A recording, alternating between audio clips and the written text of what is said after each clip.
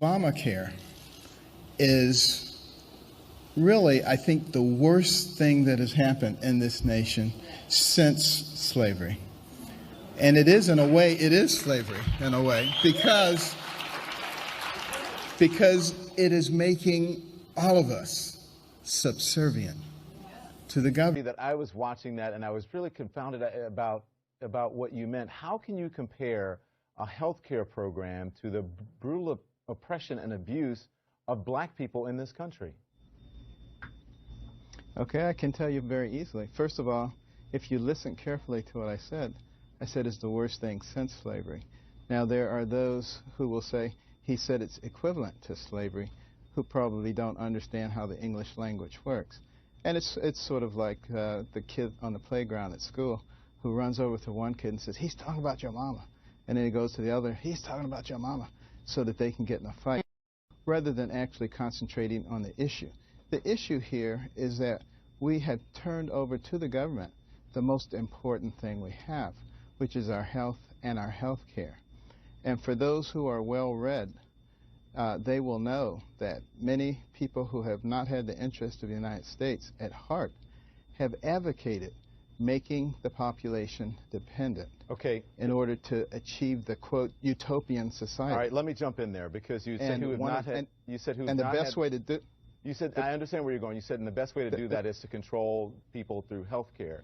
But you're saying that these have been influenced by people who didn't have America's best interest at heart. Are you saying the president and this administration don't have Americans' best interest at heart because they're trying to get people health coverage?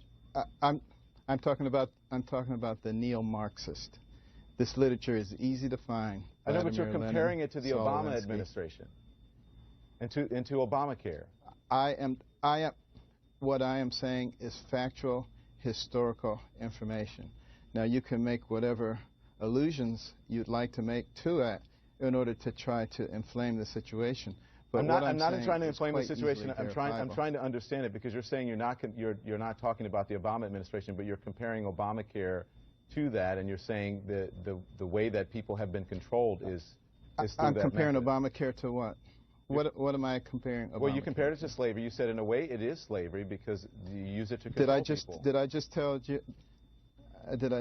you that it's not the worst thing that it's not comparable to slavery?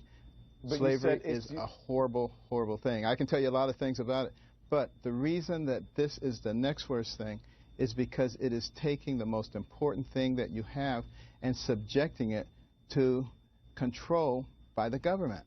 That is the first step to government control of everything. And okay, again, this is something that is easily verifiable by those who are historical, who indulge in reading history. Here's where most people would take issue, because they would say that Jim Crow is pretty bad, that World War II is pretty bad, that Vietnam was pretty bad, that D-Day was pretty bad, that Iraq was pretty bad, that Japanese internment camps were pretty bad. All these things were terrible, and they have happened since slavery. And you say Obamacare is worse than all of those things?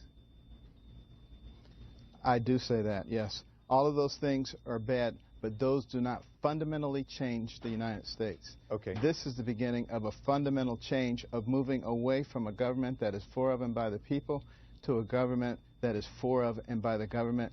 It flies in the face of what America is all about. Okay, I want to move on now to the VA scandal, and I want to read what you said about the scandal at the VA just last month.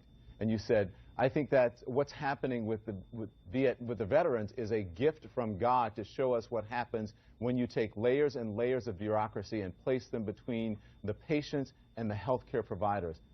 A gift from God? I mean, granted, no one thinks that the VA functions properly, but veterans who serve this country may have died waiting for care. Do you regret at all saying that? Well, let me tell you exactly what that means, because most people know exactly what I'm talking about. It demonstrates to us very easily, without a lot of subterfuge, what happens when you place layers and layers of bureaucrats between patients and between the healthcare providers.